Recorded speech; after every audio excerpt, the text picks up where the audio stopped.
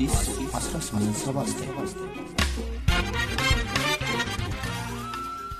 ይህ የአዲስ 1879 የግርጌ ማስታወሻ ነው። ግንቦት 20 ቀን 983 ዓመተ ምህረት አዲስ አበባን የተቆጣጠሩት የኢህአዴግ ኃይሎች በአዲስ አበባ ከተማ ቁጥጥራቸውን ከጨረሱ በኋላ ብዙዎቹ ታጋዮች ጥላሁን ገሰሰን ማየት እንደሚፈልጉ ገለጹ። ይህ ወሬ ጥላሁን ጆሮ ደረሰ።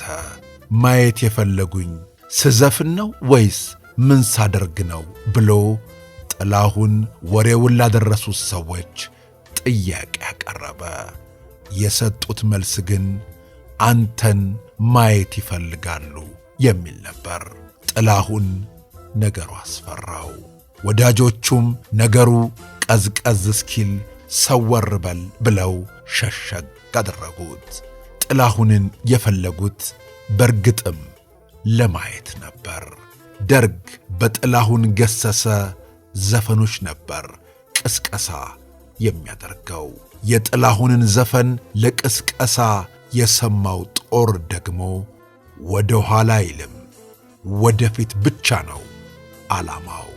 በዚህም የተነሳ ጥላሁን ከዘፈኑ ውጪ የሚያስተላልፈው ነገር አለ ወይ ብለው ጥላሁንን ለማየት ፈለጉ። ጥላሁን ግን ሊገኝ አልቻለም።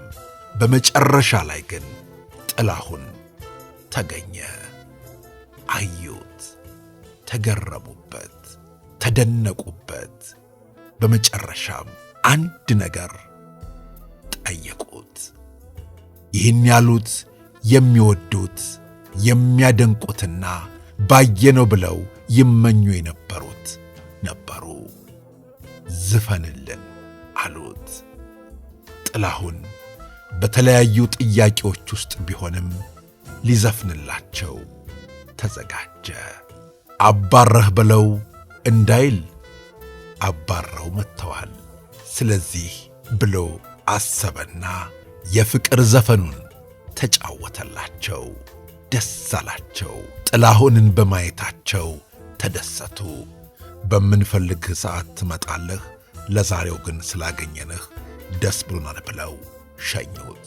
ወዳጆቹ ጥላሁንን መመለስ ሲሰሙ ደስ አላቸው። ጥላሁን ገሰሰ በዘመነ ደርግ ያየው ስቃይ እጅግ ከባድ ነበር።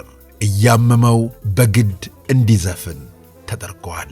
በግድ ወደ ጦሩ ሄዶ ቅስቀሳ እንዲያደርግ ተደርጓል።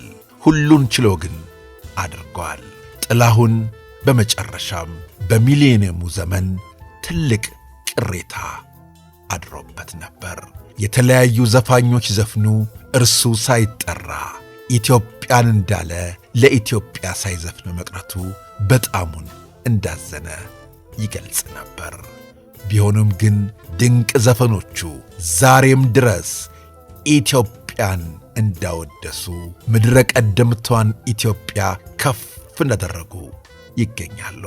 ጥላሁን ገሰሰ በኢትዮጵያ የሙዚቃ ታሪክ ደማቅ ስም ካላቸው ድምፃውያን መካከል አንዱ ብቻ ሳይሆን ግንባር ቀደሙ ነበር። ጥላሁን በኢትዮጵያ የሙዚቃ ታሪክ ውስጥ የሠራቸው ድንቅ ሥራዎች ዛሬም ድረስ በወጣቶች ዘንድ ተወደው እየተዘፈኑና እየተደመጡ ይገኛሉ። አንዳንዶቹ ልክ ዛሬ እንደወጣ አዲስ አልበም የተደመጡ ይገኛሉ። አዎ፣ ዘመን የሚሻገር ድንቅ ሥራ መሥራት እንዲህ በትውልዶች መካከል ያስከብራል።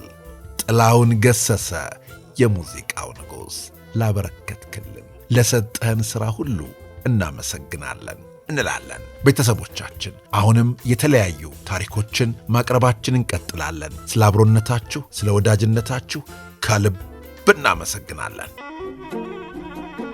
አዲስ 1879